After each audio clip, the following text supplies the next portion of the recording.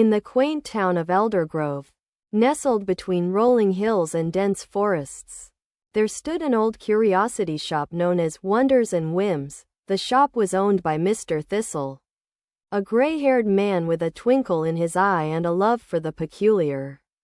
His store was filled with all manner of oddities, dusty trinkets, mysterious jars, and furniture that seemed to hold stories within their worn frames.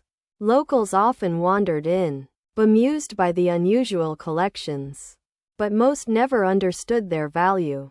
One rainy afternoon, as the town was shrouded in a curtain of gray, a young girl named Lila pushed open the creaky door of the shop.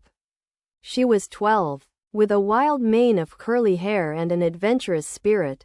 Today, she was not looking for a treasure, but for a place to escape the rain. As she stepped inside, the warmth enveloped her, and the smell of old wood and incense tickled her nose. "Welcome, my dear," Mr. Thistle called from behind the counter, where he was polishing a strange brass contraption that looked like a cross between a telescope and a teapot. "What brings you in on such a dreary day?" "Just shelter from the rain," Lila replied, her eyes scanning the shop's many nooks. "But I like it here.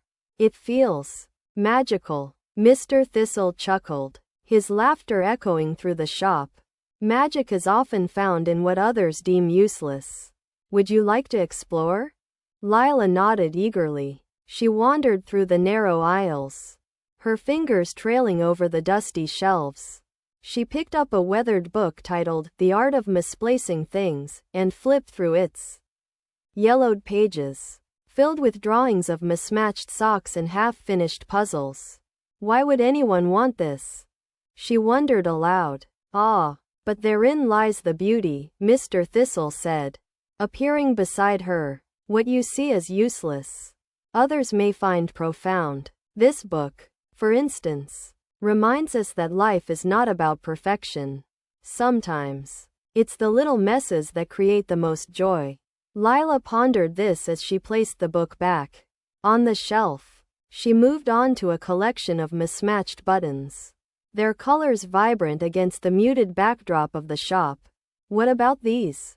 she asked, holding up a bright red button shaped like a ladybug. "An excellent choice," Mr. Thistle exclaimed. "Each button has a story.